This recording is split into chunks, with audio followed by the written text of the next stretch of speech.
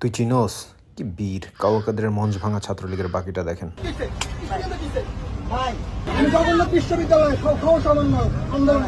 এই লোকটাকে মারার পরে কাটটা দেখায় যখন বলছে আমি সহ সমন্বয় করে মনটা চাইছে এরকম একটা লাথি দিয়ে একটা দৌড়ানি দিতে যে সহ সমন্বয়ক তারা ছুটাইতেছি।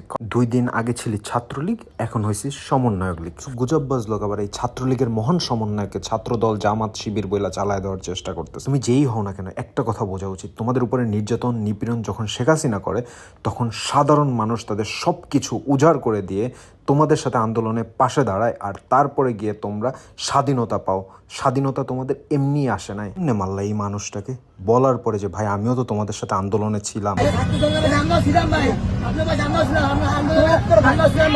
এরা যদি সমন্বয়ক হয়ে থাকে তাহলে আসল সমন্বয়কদের উচিত এদেরকে বহিষ্কার করা, এদের ব্যাপারে আইনগত ব্যবস্থা না, তাহলে আপনাদের প্রতি আমাদের আস্থা আরো বৃদ্ধি পাবে। মত প্রকাশের স্বাধীনতার জন্য আন্দোলন করেছি, দ্বিমত প্রকাশের স্বাধীনতার জন্য আন্দোলন করেছি।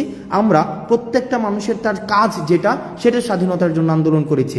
সত্যিই যদি আমরা স্বাধীনতা পাওয়ার জন্য আন্দোলন করি তাহলে আপনাদের উচিত এদেরকে বহিষ্কার করে আইনগত ব্যবস্থা নেওয়া, যাতে এদের ভিতরে এই চিন্তাটা না আসে মুই কি হনু বলে পাগলামি শুরু করে দিলাম। এই পাগলামি বন্ধ করতে হবে দেশের উন্নয়নের জন্য। এই কথাগুলো সম্পূর্ণ আমার ব্যক্তিগত ক্ষোভ থেকে, কারণ সবাই মানুষ, সবার অধিকার আছে, সবার সমান অধিকার।